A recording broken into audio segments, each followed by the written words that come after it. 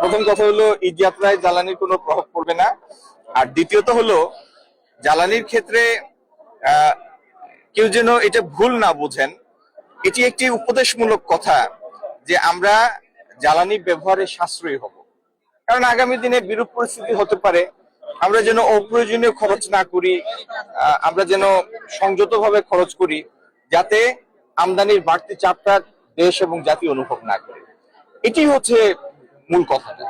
এটির জন্য কেউ হয়তো আতঙ্কিত হবেন না এবং অন্যদেরও আতঙ্কিত করবেন না। ধন্যবাদ। রাশিয়ার কাছ থেকে একটা কেনার ব্যাপারে একটা আলোচনা চলছিল, আমেরিকার একটা সম্মতির বিষয়, সেটার কোনো আপডেট আছে না, মানে আমেরিকান বিষয়টা হচ্ছে যে মার্কিন যুক্তরাষ্ট্র নিষেধাজ্ঞা দিয়েছিল যে কেউ যেন রাশিয়ান তেল কিনতে না পারেন, কিন্তু সেই নিষেধাজ্ঞাটা তারা আগামী 30 দিনের জন্য সেটা উঠিয়ে নিয়েছে। আগামী 30 দিনের জন্য যে রাশিয়ান তেল যে কোনো দেশ কিনলে তাদের প্রাইমারি বা সেকেন্ডারি স্যাংশনের আওতায় আসবে না।